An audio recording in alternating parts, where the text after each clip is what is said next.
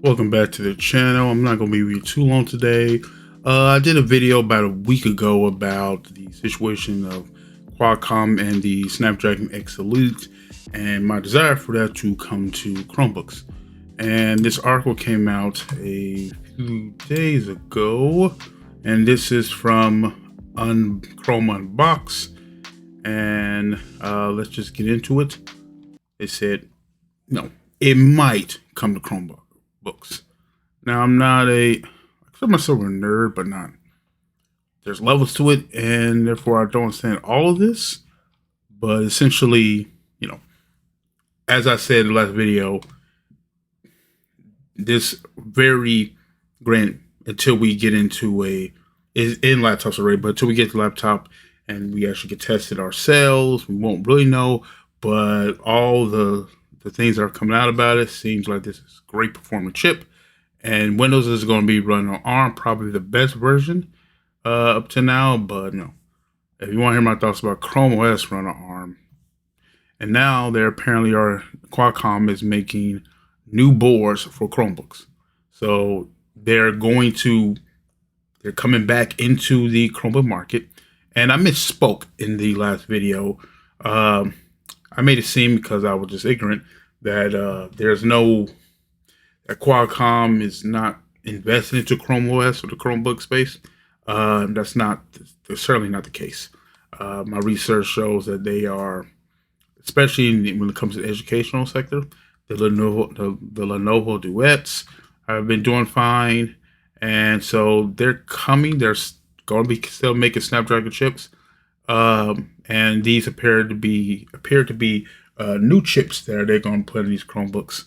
So nothing official if this is going to be the X Elite, maybe, hopefully, or it could just be the Snapdragon 8 gen that they put in this thing, something similar that they're going to be putting into the smartphones.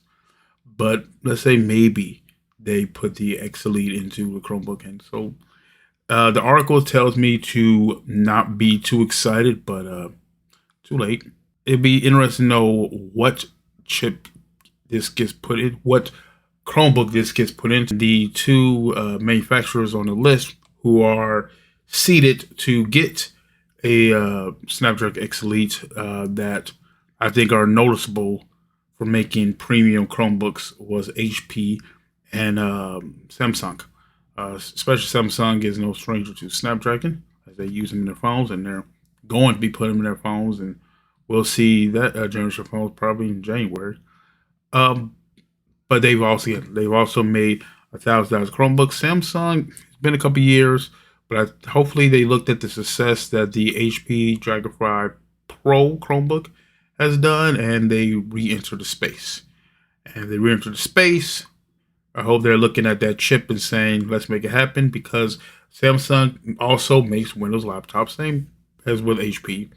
But I can't remember, but I know that this Samsung made the Galaxy Chromebook, but they also made a Galaxy Book which ran Windows. Hopefully, as long as you got a Chromebook around, you don't have to make too many, if you're scared about the numbers, but just put that chip in there.